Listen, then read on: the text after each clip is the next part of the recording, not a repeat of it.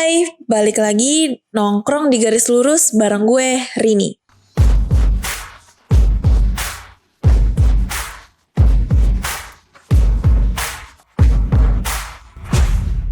Kali ini gue mau bawain kasus pembunuhan mahasiswa UI yang beberapa bulan lalu sempat menggegerkan masyarakat Indonesia. Soalnya, pelaku pembunuhan ini merupakan senior sekaligus teman dekat korban. Bagaimana kronologinya?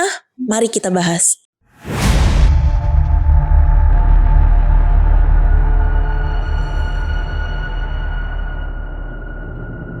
Sebelum itu, mari kita kenali dulu siapa sih korban dan pelaku ini. Ya, korban bernama Muhammad Naufal Zidan, berusia 19 tahun, yang merupakan mahasiswa aktif di Universitas Indonesia Fakultas FIB jurusan Bahasa Rusia. Sedangkan pelaku bernama Altafa Salya Ardinika Basya berumur 23 tahun, yang merupakan senior tingkat Naufal, yang sejurusan dengan Naufal. Pada tanggal 30 Juli 2023, yang pada saat itu Naufal lagi berada di kampung halamannya di Probolinggo, karena libur semester tuh. Pada hari itu, ia mau balik ke Jakarta karena memang harus masuk kuliah lagi. Dan kebetulan ada mahasiswa baru angkatan 2023 yang butuh bimbingan dari Naufal juga. Akhirnya Naufal pun berangkat ke Jakarta yang kemudian diantarkan oleh orang tuanya ke bandara. Siapa sangka hari itu merupakan pertemuan terakhir orang tua Naufal dengan Naufal, yaitu ya anak tersayangnya.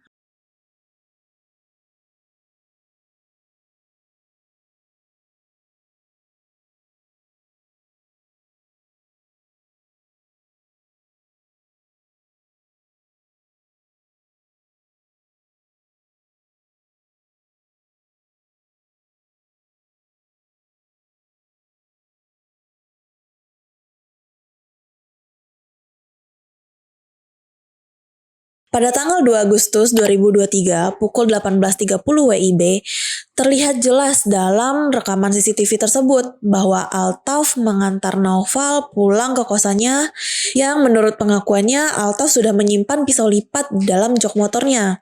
Sejak kapan? Dari pulang, mau pulang ke Jawa? Enggak Pak, hari Rabu pas dia mau pulang ke kosan Pak. Itu baru saya kepikiran Pak. Tapi pisau itu kamu sediain sejak kapan? Saya udah taruh di situ lama Pak, karena di kukusan banyak begal Pak. Oh.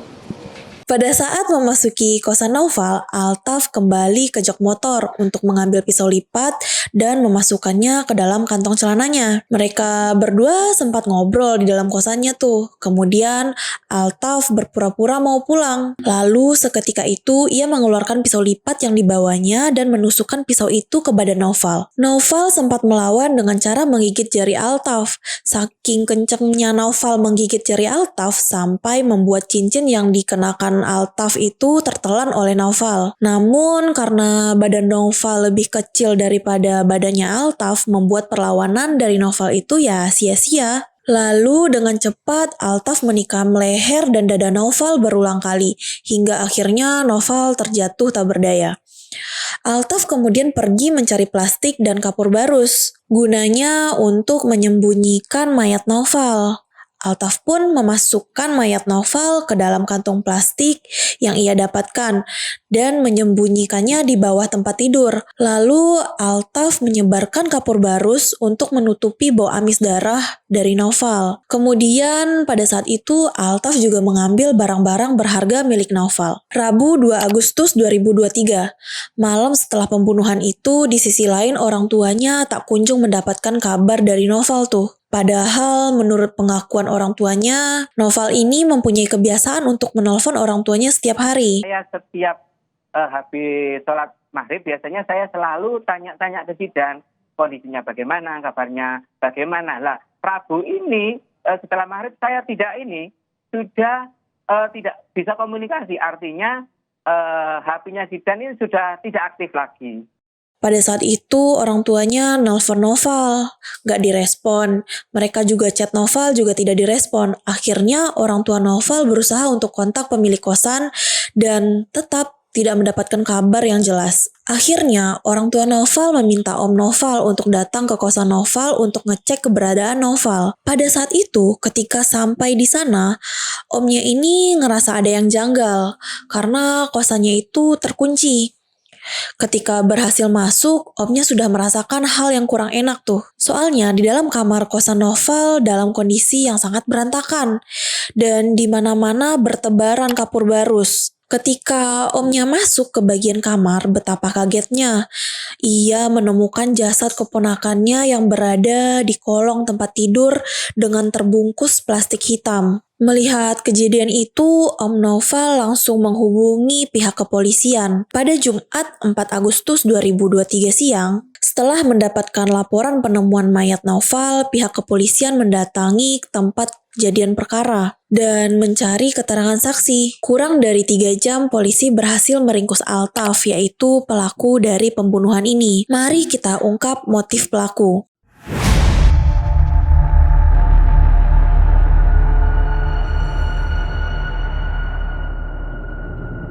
Wakasat Reskrim Polres Depok AKBP Nirwan Pohan mengungkapkan bahwa motif Altaf membunuh Noval adalah karena Altaf ini iri terhadap kesuksesan Noval. Untuk sementara motifnya adalah ingin menguasai barang-barang berharga milik korban. Mengingat Altaf yang suka bermain kripto selalu rugi, sedangkan Noval yang juga bermain kripto selalu diuntungkan. Altaf juga terlilit bayar sewa kos dan utang pinjaman online. Polisi juga menemukan barang Noval yang dicuri oleh Altaf, diantaranya laptop merek MacBook, dompet, ponsel yang bermerek iPhone. Kemudian polisi juga mengungkapin nih, kalau Altaf ini pernah berupaya menguras ATM milik Noval. Pada saat itu Altaf berpikiran kalau Noval ini lebih sukses dan mungkin punya banyak uang di ATM-nya. Sehingga Altaf berpikiran pada saat itu dengan dia membobol ATM milik Noval, ia beranggapan uang-uang yang ada di ATM tersebut bisa melunasi hutang-hutang milik Altaf. Kemudian Altaf juga mengaku kalau dia pernah berhasil main kripto, tapi per Januari ini dia selalu gagal. Kita masuk ke pengakuan Altaf. Altaf mengaku terjerat pinjol hingga dia tuh berkeinginan untuk menguasai harta milik Noval. Altaf juga menyebutkan dirinya tidak mempunyai harapan lagi. Dia udah putus asa, terus dia juga mengaku rencana itu baru muncul pas saat dia mengantarkan Noval pulang di hari Rabu sebelum kejadian itu. Dia pun juga bilang kalau dia udah gak nemu titik terang dan solusi dari atas permasalahan dia selama ini. Sebenarnya utangmu itu yang itu berapa totalnya? Utang saya cuma 15 juta, Pak. Total kerugian saya ada 80 juta di aset kripto saya, Pak. Wakasat Reskrim Polres Depok AKBP Nirwan Pohan dalam konferensi pers di Mapolresta Depok mengatakan, polisi telah menetapkan mahasiswa UI Altaf Fasalia Ardinika Basya berumur 23 tahun sebagai tersangka kasus pembunuhan berencana terhadap adik tingkatnya, yaitu Muhammad Noval Zidan berusia 19 tahun. Altaf terancam hukuman mati, melanggar pasal 340 dan 338. Ya, jadi kita bisa simpulin nih, kalau kedua pasal ini mengatur tindak pidana menghilangkan nyawa orang lain dalam konteks kesalahan yang berbentuk kesengajaan.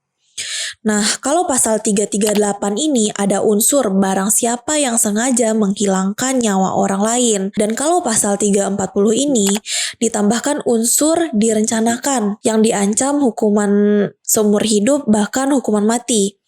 Dan paling singkat yaitu hukuman 20 tahun penjara. Ditambah karena Altaf ini juga mencuri barang-barang berharga milik Noval, ada tambahan pasalnya juga, yaitu pasal 368 tentang pencurian, yang maksimal pidana penjaranya yaitu 12 tahun. Wah, berat juga ya ancaman pidana buat Altaf. Dari kasus ini kita bisa lihat seberapa mind-blowingnya motif pembunuhan yang dilakukan oleh Altaf. Ya gimana enggak, soalnya Altaf ini membunuh Novel karena masalah iri doang. Ya itu dia, sifat iri dengkinya yang malah membuat dia harus terjebak kasus pidana seperti ini. Gak main-main, ancamannya penjara seumur hidup loh. Mana masih muda banget lagi. Padahal menurut pengakuan keluarga Novel ini, Novel adalah anak yang baik. Saking baiknya dia kurang bisa membedakan mana teman yang berniat jahat dan mana teman yang baik. Karena di mata Novel, semua orang itu adalah baik. Soalnya anak saya itu ya, biasanya ke orang lain itu tidak memiliki rasa negatif thinking, selalu baik. Padahal di luar sana itu banyak orang jahat. Itu mungkin anak saya kurang sosialisasi, kurang komunikasi dengan orang lain, sehingga dikiranya orang itu baik semua. Itu kalau menurut pendapat saya, memang anak saya itu baik sekali sifatnya, pendiam, ramah ke orang lah. Ketemu orang yang jahat seperti ini, anak saya tidak tahu. Semoga Novel tenang di sisi Tuhan dan semoga keluarga yang ditinggalkan selalu diberi ketabahan.